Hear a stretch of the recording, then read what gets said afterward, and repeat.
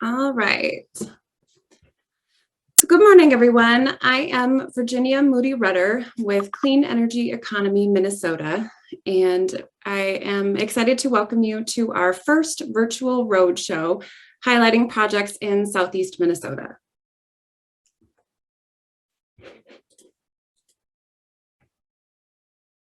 I wanted to thank our sponsors, All Energy Solar, Evergreen Energy, Larkin Hoffman, and True North Solar.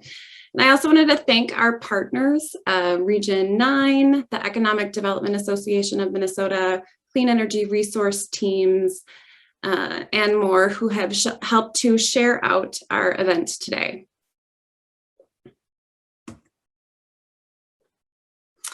So for today's webinar, everyone is muted.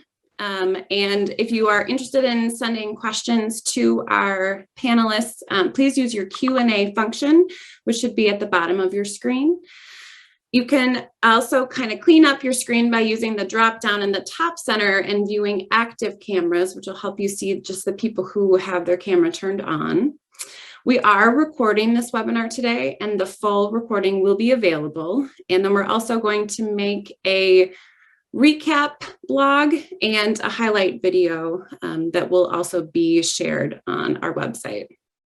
And then after today, we're going to send out a survey, and we would really love to see your responses. We're planning a whole series of these events across our state, highlighting clean projects all over. And so we'd love to hear feedback on today's event. So for the agenda, I am going to be walking through some trends in clean energy and jobs, and then we will have our panel of clean energy projects.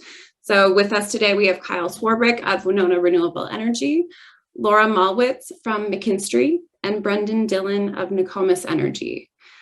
And then at the end, we'll have a panel discussion.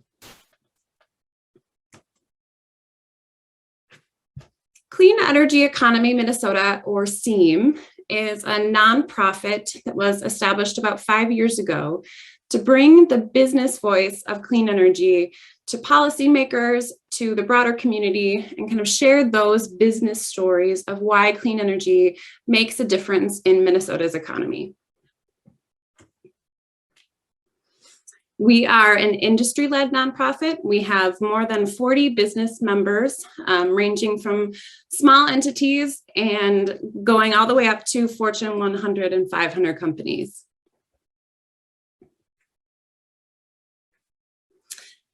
So I will be walking through just a little overview of clean energy in Minnesota, and we're going to start with a video. This video covers one of our reports called the Minnesota Energy Fact Sheet.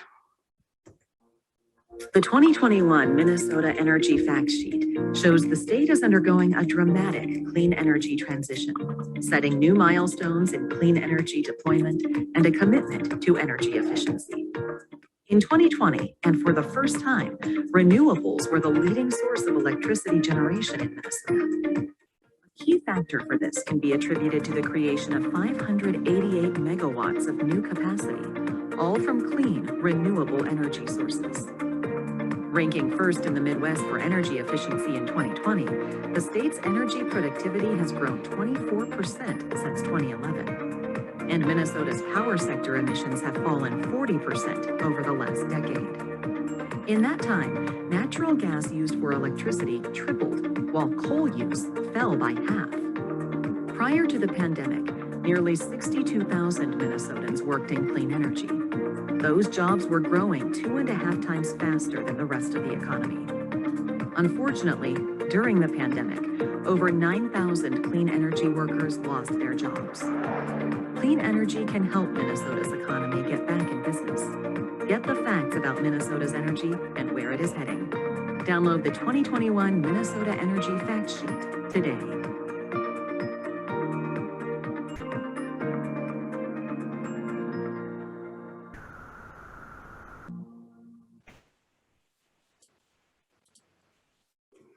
So these are some of my favorite facts from this fact sheet.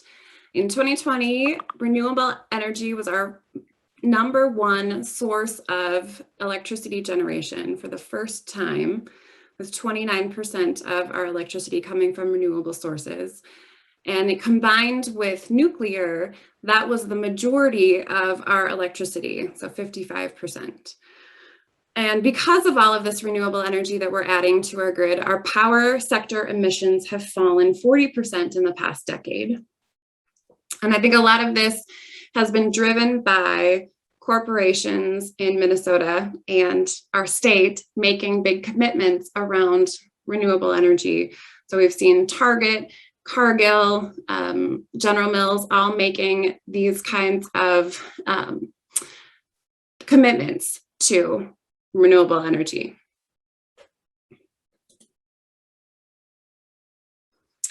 In 2020, we only built renewable energy plants, so 588 megawatts of new generation. And wind is now our cheapest form of new electricity generation, beating out natural gas, which is, I think, a really exciting marker. Minnesota is first in the nation for energy efficiency, first in the Midwest, 9th in the nation. And we've had a real strong growth in electric vehicle adoption across the state. So 5 times over the last 5 years, which is an exciting trend as well. Looking at clean jobs in the state, as the video had said, we did have a loss of jobs due to the pandemic. And this was the first time that we had seen this in the 6 years of doing our Clean Jobs Midwest report. So we have now 55,300 Minnesotans working in clean energy. And these jobs are somewhat proportionally across the state. So we have about 40% of those jobs in greater Minnesota and the rest in the metro.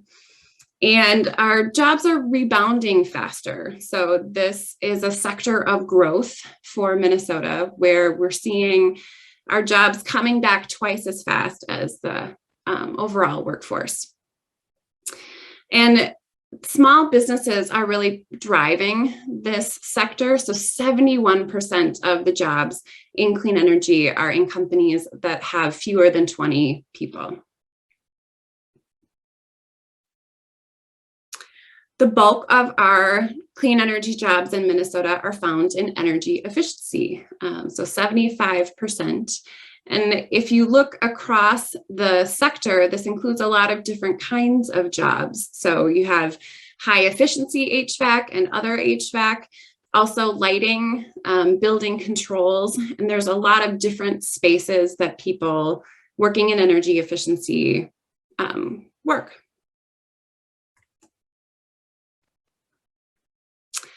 And we also saw that wind jobs had substantial growth of 8% last year. So we have about 2,500 people working in wind in Minnesota. And for comparison, we have about 4,500 jobs in solar. And that dropped last year from about 5,000. So I think that we'll see kind of how that trend continues as we rebound in 2021. And there's a fun fact that in Minnesota, there are more people working in clean energy than lawyers, accountants, and auditors, web developers, and real estate agents combined. And as I had said, our clean energy jobs are spread across our state. And so here is the jobs divided by congressional district. So here in the Southeast, we have Congressional District 2 and part of Congressional District 1. So, somewhere between 8 to 10,000 jobs in this part of the state. And now I would like to introduce Kyle Swarbrick of Winona Renewable Energy to present on his company and their projects. Hello. Go ahead, Kyle. Hi there. Can you hear okay? Yep. Thank you. Hi, I am the general manager for Winona Renewable Energy. We are a small family-owned business. We've been around since about 2010. right on the Mississippi River. We've got some bluffs around us. It's a very, very nice area to be in, and Minnesota has been extremely solar friendly, so we're thankful for that. We are a NABCEP certified firm. NABCEP certification is the industry standard for certified and for energy practitioners. We do business both in Minnesota and Wisconsin, pretty much statewide. And we do a lot of service and installations. Our projects vary in sizes, going all the way from a small 1 kilowatt system, maybe with a few batteries for somebody's cabin, all the way up to a 5 megawatt site with battery backup that can serve, a few hundred homes. And we provide services including troubleshooting, quality assurance, testing, operational or preventative maintenance, making sure systems are working properly, and then obviously installations for most of our projects.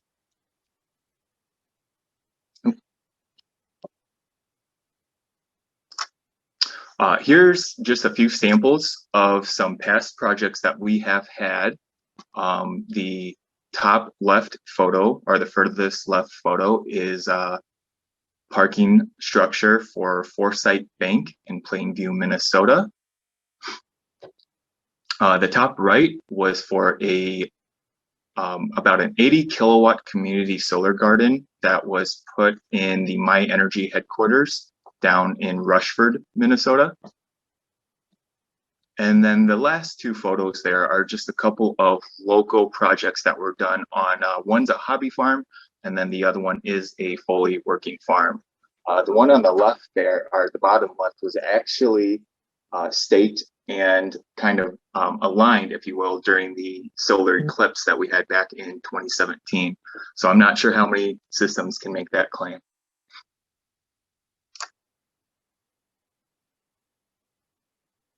The project that I'd like to present and discuss a little bit today is for the Crescent, Minnesota Fire Hall or Fire Station. This project was designed to cover 100% of their electrical usage, provided they didn't get more equipment or nothing changed in terms of their usage over the last couple of years since that's been installed. This project came together, the city was making a push for, or that community was making a push and has been making a push to get into renewable energy because it really offsets the electrical use and in turn helps all the local taxpayers with offsetting the usage for a very important service to them. They were able to utilize, or we were able to utilize with them, it was a power purchase agreement project, or a PPA. It was also back when the Made in Minnesota program was still around. And then Excel Energy has a great solar rewards project that helps businesses, communities, and individuals. The system, a PPA, so the system benefits the system owner, the generating facility, and obviously the local community for the reasons I kind of went through. We had to use because it was a Made in Minnesota project, Silicon Energy was a vendor in this state. And then we also utilized a different set of microinverters. And then for this project, because it's a community building and it happened to have a flat roof, we did not want to penetrate, so it was just a self-balanced system. This slide is just to demonstrate kind of how a power purchase agreement works. Essentially, it's a third party owns the system and the generating facility or the fire station would lease that roof space to them. And then there's an agreement to purchase power. So the third party ownership would actually take the incentives and the benefits until they're gone. All the while the generating facility will save money on their electrical use and less fossil fuels are being burned at the same time. Once you get to a certain point in time later down the road, then the third party owner can either donate or sell for less than market rate the system to the generating facility. So overall, it's a win-win when it's all said and done.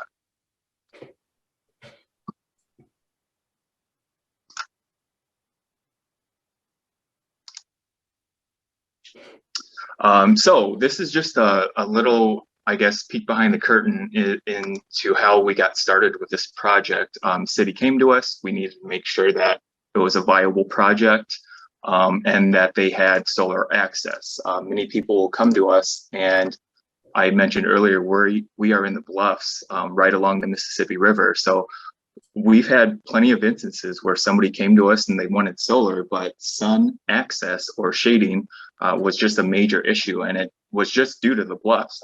The time of day that the sun would need to be there to generate for them, it was not going to work out. So around here anyway, we always like to do a physical on-site visit just to catch anything that might throw a wrench in the plans later on. To the photo to the right there shows us just what our solar access looks like, and it looks pretty good for the most part on the roof. And that's that square with the blue dot in the middle there. That's the fire station. One thing that we discovered after we got up on that roof is there's a dormer wall on the east side of there that would have shaded that far east side of the roof. So a lot of companies have been are trying to move to doing non-physical site visits, especially with the last 18 months we've had. Sometimes it's always best to do that, in our opinion.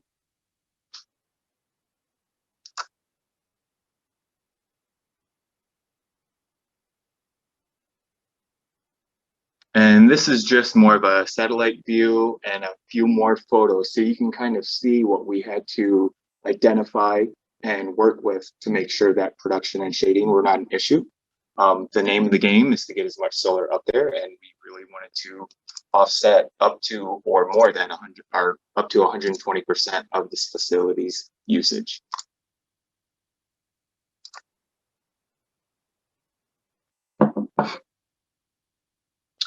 Again, just another photo kind of showing you. And then the bottom left photo will show, or it shows everything on the roof that we had identified in those previous photos. Then in our modeling software, we can input all of that, and we can play with the weather, if you will, so we can see how the shadows would start shading at certain times of the day, or that dormer wall on the far east side of that roof. And then the little photo to the right there with the handwritten notes, that was us just kind of designing our circuit layout.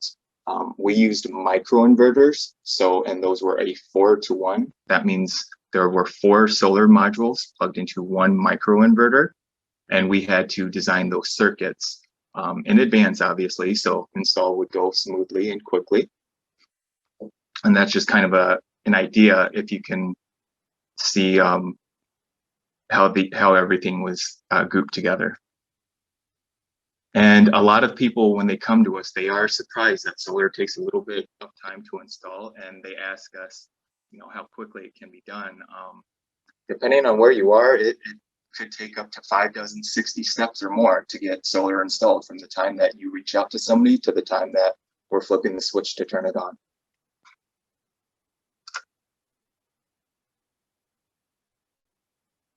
I did mention earlier that this was a self-ballasted system. So that photo to the right there just demonstrates, or showing you, we had to put some pads down because they had a rubber roof. We didn't want to scratch that.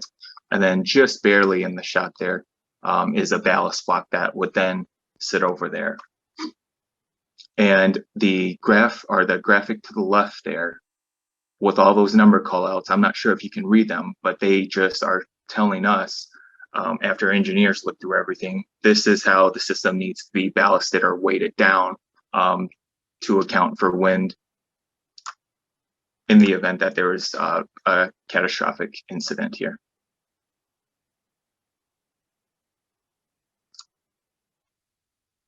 And this is a fisheye view of the finished array that's been on for a few years. The city of Crescent, this system is monitored, and they provide that on their community website to the public.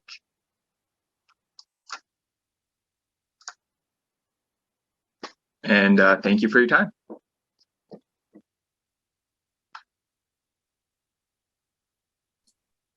Now I'd like to introduce Laura Malwitz of McKinstry.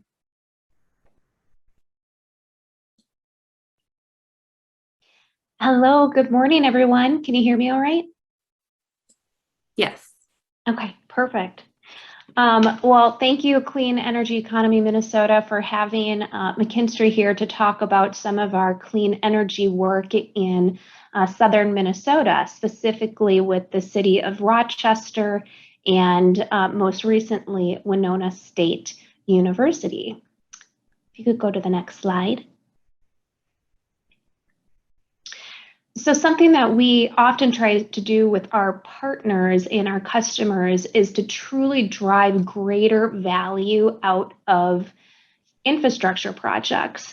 So with both the city of Rochester and Winona State University, they were up against some aging infrastructure that need to be fixed, right? Some old lighting, some aging central plants, and some aging mechanical, electrical equipment that was going to be replaced regardless. And something that we worked together with was to say, how can we look at this improvement project, but not just modernize equipment, but make it much more energy efficient?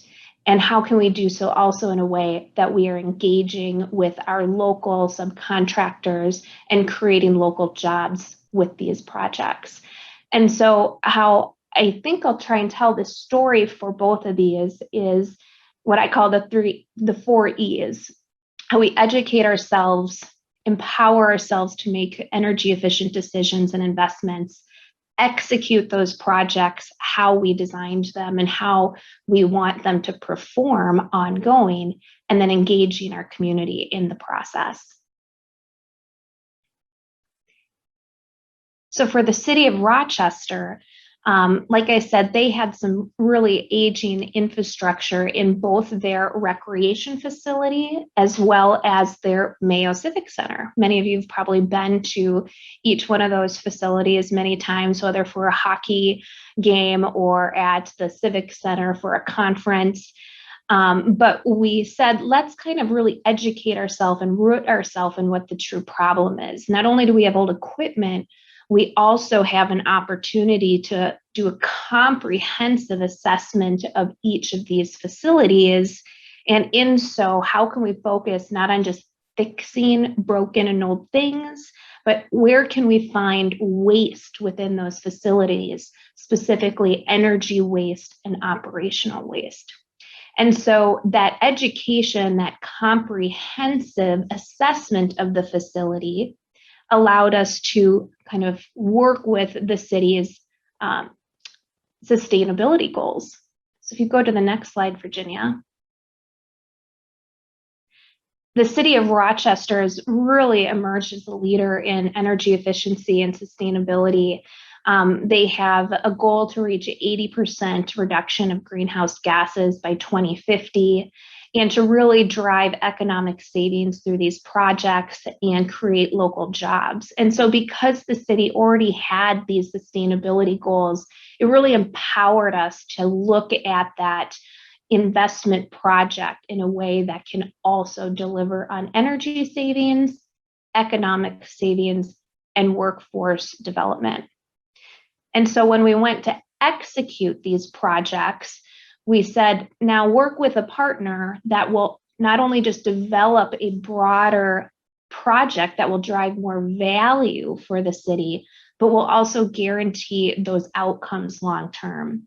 I've been in this industry for a very long time, and I've designed very high performance projects that when get built are not maybe performing as how we had anticipated them. So it's always important to leverage partners who are really going to be able to stand by the implementation of those projects.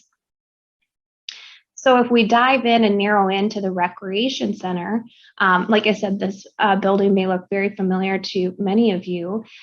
They had an aging ice plant and old lights and old kind of building control systems. So when we did that comprehensive assessment of this facility and reframed how we thought about how we we're going to build a solution, we also looked at ways to squeeze the waste out of this facility. So we strategically packaged together about a $2.2 million energy project that solved all of those aging infrastructure needs, but also delivered almost $150,000 a year in annual energy savings. So we were actually able to use those savings to fund this project, which they were, going to have to fund regardless, but we were able to let them save all of their capital and go use it on other things, and used those energy savings to really modernize this facility and give them a state-of-the-art ice rink and swimming facility. In doing so, we've also reduced the energy consumption of that building by 25%.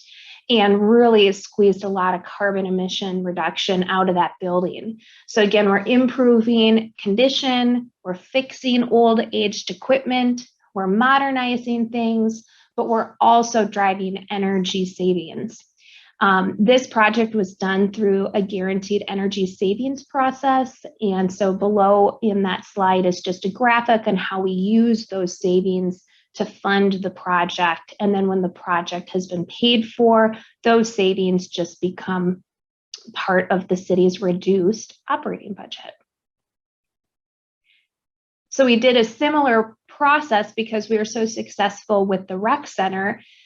We looked at the Mayo Civic Center, very, very large facility with conference areas, event spaces, meeting suites, exhibit halls, a big auditorium, and we followed a similar process. We really grounded ourselves in the education of a very comprehensive analysis of that facility, and we were able to package together a $2.6 million energy project, which had upgraded LED lighting, improved controls, retrofitting of the audio system, which is very critical to their business and their business operations, and looked at ways that we could optimize how they heat and cool and move air around that building to keep all of their, I think it's like 300,000 visitors a year comfortable and safe in that building.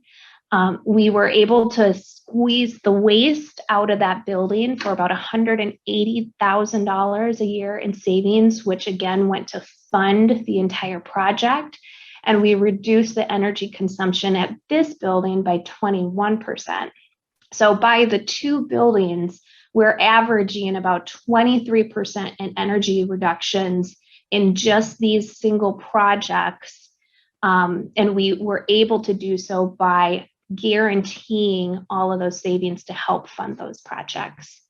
And so the next slide is to talk about now how we engage, right? These are success stories. So how can we communicate the success and applaud the city for having these sustainability goals, which really makes us as engineers and developers and project implementers really raise the bar to meet those sustainability goals.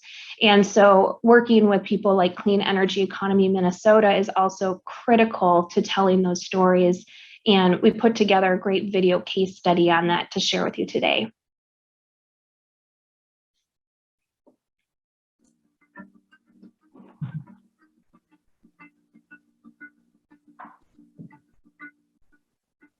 My hope is businesses are going to understand that you can do clean energy, you can create a green economy, and it can be financially beneficial to you as well. Reducing greenhouse gases, building more efficient buildings, those things have all been really important, but we all know that in Rochester, we're in a contract till 2030 with SEMPA for our resources, for our energy. It makes it really difficult to reach our goals for renewable energy and for reducing greenhouse gases when we're in that contract.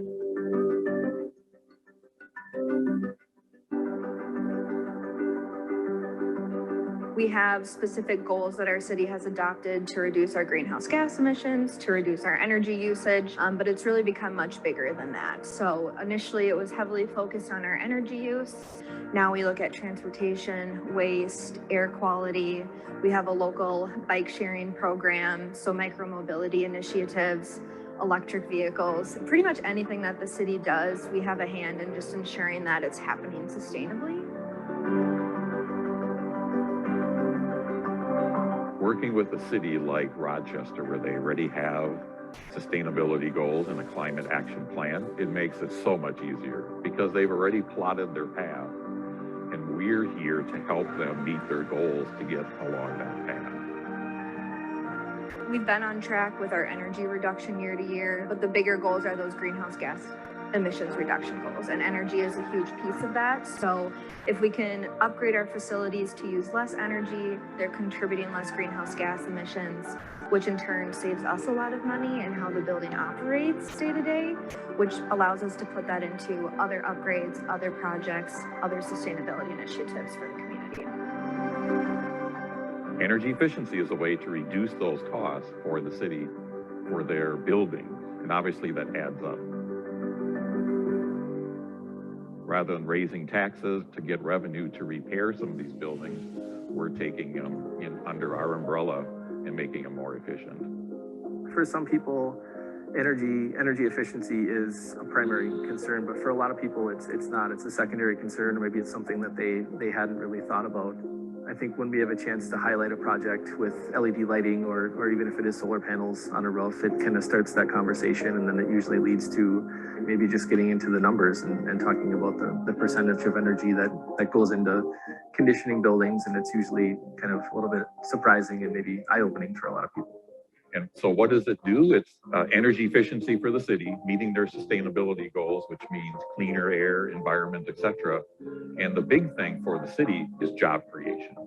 Reusing local labor, electricians, plumbers, etc., solar installers. So it's all additional labor for the city, which is obviously a big benefit.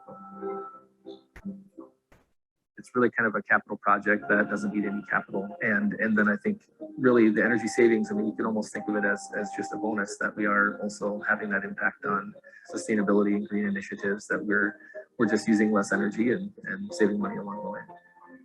As we move ahead, I really hope that we are that city that people can look to and say they were on the right path, they set their goals, and we're going to improve those goals so that we keep getting better and better.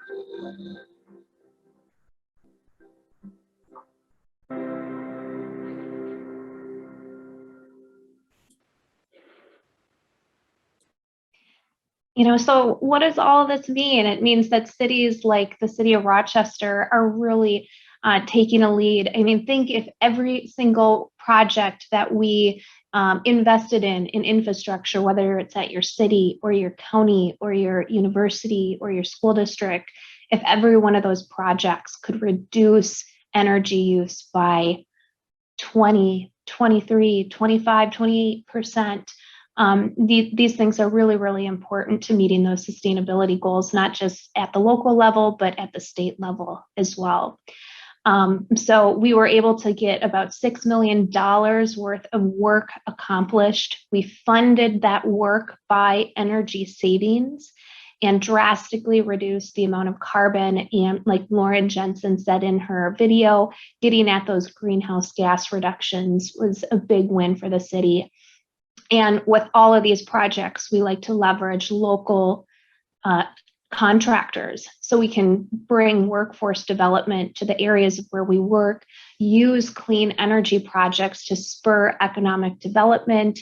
And a lot of times we like to use small businesses. So Virginia, to your point about growing small business jobs in Minnesota, energy projects are a fantastic way to do that. And then I'll just leave with another quick example. This is just a little bit of a teaser, but for Winona State University, the contract I think just got signed yesterday, actually. So we have another very iconic energy project in southern Minnesota with Winona State University, a lot more solar application on this project. But this will be a $12.3 million project where we, again, worked very comprehensively and thought strategically to bundle together a project that would save so much energy that they could fund that $12.3 million worth of needed improvements with energy savings. We are looking at about 6 rooftop systems and a very kind of flagship carport solar system. You can see in that middle picture on the bottom with the inverted panels that when the snow and rain drips down into that center, it will be collected in a rainwater collection system. And this is at a very high traffic area for the university. So it'll be a great symbol of sustainability for their school and for their students and staff. And we were also able to secure some grants from the state of Minnesota to do some electric vehicle charging, and all of that together, again, with one project, self-funded from energy savings, will contribute to meeting 26% of the university's sustainability plan. So you may be hearing more about this project in the future, but it is now in the works. So excited to share that with you all here.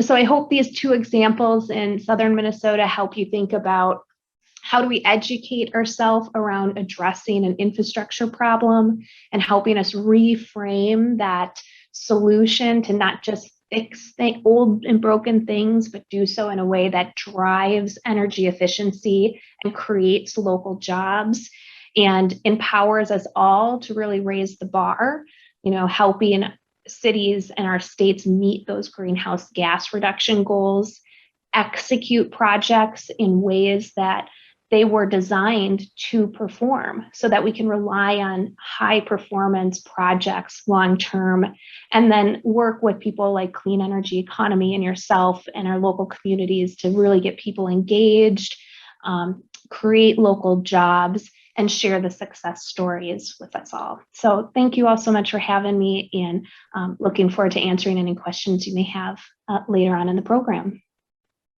Thank you, Laura. Now I would like to introduce Brendan Dillon of Nokomis Energy. There we go. Hello, everybody. How's my mic, Virginia? Sounds good. Sounds good. All right. Cool. So I'm Brendan Dillon with Nokomis Energy, and we're going to talk about kind of how we look at local clean energy development through one of our projects in the Faribault area. You jump to the. Or do I have control here, Virginia? No, it's me. Got it. Okay.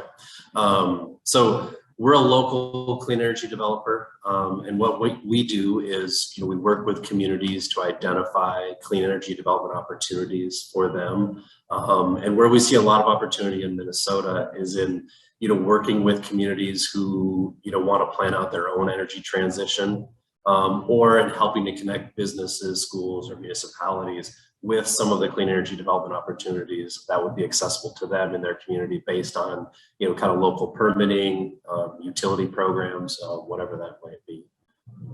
You could jump to the next one. And so when we looked at the Faribault area and started to talk to some of the city and county officials, as well as some of the businesses and schools, it became clear that community solar was really one of the best options for them. And so what we did, I'll get into kind of how we did it all, but the result of it was a series of 6 1-megawatt community solar projects built in the Faribault community, as well as a partnership with Shattuck St. Mary's and Faribault Public Schools, which we'll talk about in a bit. So our process really starts with community solar by identifying land. So we reach out to local landowners to see who might be interested in selling or leasing their land on a long-term basis to host a community solar garden. And then in parallel, we're working with the county government to identify, those areas that are viable for these types of community solar projects. And then last was working out a partnership with Shattuck St. Mary's and Faribault Public Schools, which resulted in signing a deal with each of them that represents over $1 million in savings directly to the schools, as well as some curriculum supplements that we've been providing to them, whether these are activities, site tours, or we're also giving them access to the data off these systems to drive into some of their STEM curriculum, as well as get their students exposed to the types of careers in clean energy development. So I'll walk through, just kind of how we think about the local benefits that flow from local clean energy development.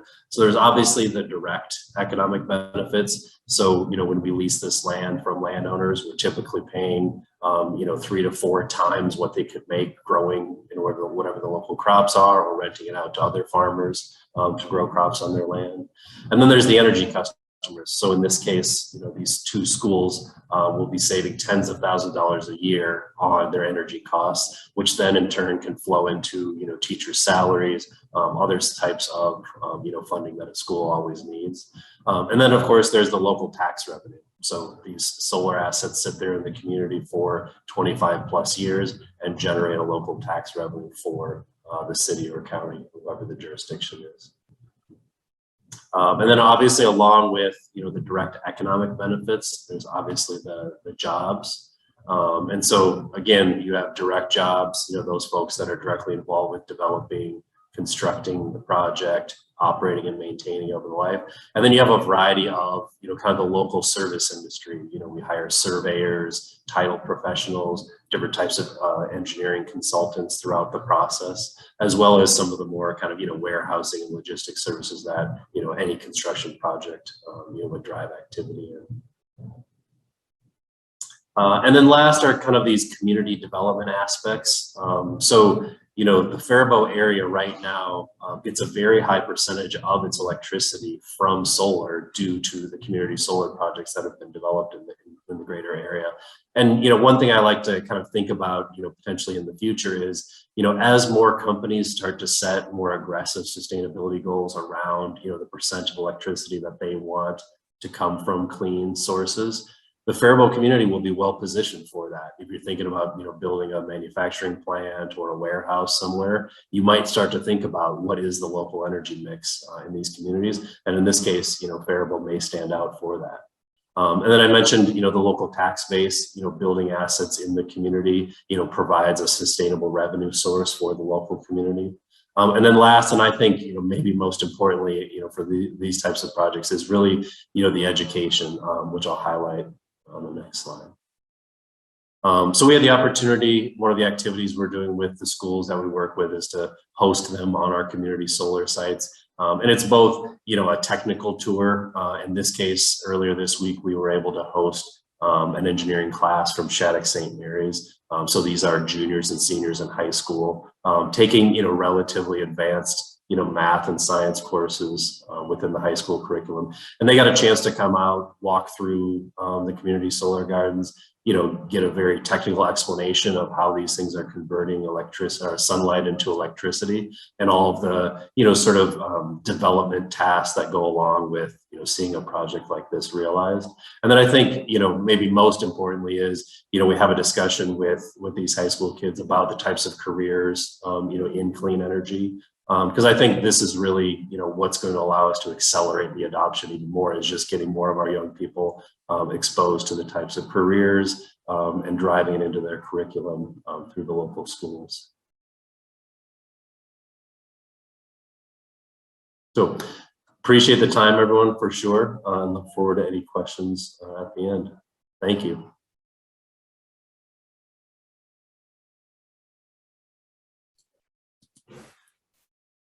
Great. So now I'd like to invite all of my panelists to turn their cameras on, and we will go to our Q&A portion. So first I wanted to ask, what is unique about working in Southeast Minnesota as contrasted to other areas of the state? I'll take a stab at it just because my voice is fresh. I don't know what exactly is driving it, but there seems to be, in the communities that we're working with, I think just a more progressive attitude towards, kind of energy. And many of them have actually taken steps of creating climate action plans, setting aggressive energy goals. And so I think a lot of that is just showing the broader community interest in, getting involved in, these types of projects. Mm-hmm. Yeah, I would second that. And there just seems to be, you know, and it's almost out of necessity, right? Southern Minnesota gets a lot of storms and, you know, ice storms and windstorms and floods and things like that. I think that really in a spirit of who they are, there's built in kind of this resiliency aspect to them. And so anytime that they can rely on self-sufficient energy production, whether that be solar or microgrids or things like that, I think they see a lot of value in that, not just, you know, yes, it's sustainable and yes, it's energy efficient and yes, we reduce carbon, but it also empowers them to have independence over some of their own energy sources and a little bit of that financial future. So I think that's also kind of unique about Southern Minnesota. I would just add, kind of piggybacking on to what everybody else has said, is that geographically we're kind of in a no man's land. You know, we're 2 hours away from a major metropolitan area, in either direction, if you will. But again, a lot of people in this area, they are very, very adamant or wanting to be in control of their energy use and production and not having to rely on the grid. So it's exciting, and we're very thankful for it. Mm-hmm. The federal government is currently considering a large investment into clean energy technologies, whether that's through the infrastructure plan or the Build Back Better budget. Can you say a little about how this would impact your business? Well, yeah, we're very intimately involved with that process right now with a bunch of cities and counties. And I think it has a huge impact to our business with being able to have that little extra push from a financial perspective and an investment perspective, taking kind of that federal money, whether that be in, you know, grants or whether that be in federally subsidized loans, whether that be straight up sending checks to our communities in Minnesota, we'll take it. It really helps us get over a lot of any financial barriers that may have been keeping projects at bay in the past. So for example, with the 2021 Appropriations Bill through the Senate, this was just this last round. It was the application that was due in May. Well, they went back into their subcommittee, and our senators, Senator Smith and Senator Klobuchar, selected kind of a couple lists of energy projects. And when they recommended those projects to the Appropriations Committee, that committee actually selected Blue Earth County, Minnesota, for an energy project. So that includes solar, geothermal, electric vehicle charging around the entire county.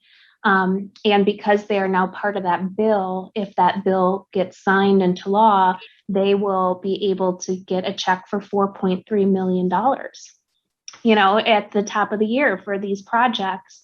So that's huge for not just, you know, an energy company who designs and builds projects like these, but it's also huge for their local economy. Think of all the local electricians and, you know, plumbers and contractors and builders that we can put to work for that project. So I just think that these opportunities being fueled by the federal government will have a tremendous impact on our business. Yeah, for sure. And I think just to add on that, you know, another element to this is just the duration of time over which they're going to spend this money just gives a lot of certainty to a lot of businesses to know now you can invest in your business, and also for individuals to go and, you know, invest in their education, because you know those careers are going to be there, you know, over the medium term and long term. And so I think, you know, for all of us, that'll help us, you know, build our businesses better and then get, you know, continue to get better employees kind of into these careers. Mm-hmm. Yeah. In terms of what Brandon just mentioned, just the looking forward, it will help us kind of project what we need in terms of workforce too. knowing that there's going to be an investment of that size, a lot more communities locally are looking at EV chargers, especially smaller communities, to get people to stop and smell the roses, if you will, or spend some money locally in towns of 500-600 people. So anything that can help stimulate, if you will, local economies, it's going to be a win for everybody, especially if clean energy can be part of that. Mm-hmm. Great.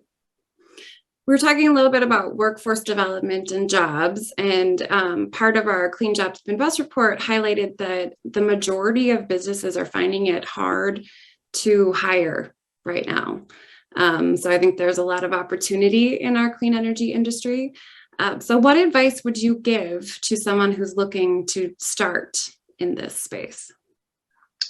If you guys don't mind, I will jump in on this one, because this is something that we're in Winona, Minnesota. I think the county has a population of maybe 50,000. I'd have to get the exact figure, but to anybody that might be interested in this, there are 3 R's: read, research, and reach out. Read about solar, like learn about what it actually is and what is entailed in getting a system up and running, and then do some research to see how much work you're going to need to put in to get up to speed.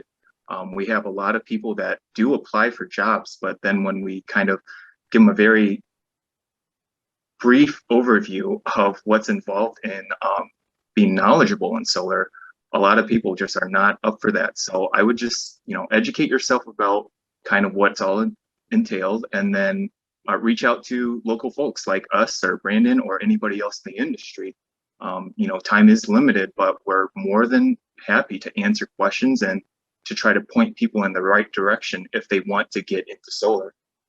It's the more people that are involved on this end of it too, it will just make everything a lot easier down the road, especially when we are looking at more clean energy coming online in this state. Yeah. And I'll piggyback on that. And, this is a selfish plug for McKinstry. We are hiring. So if anybody is interested in joining our wonderful energy team, we're looking for a project developer for renewable energy.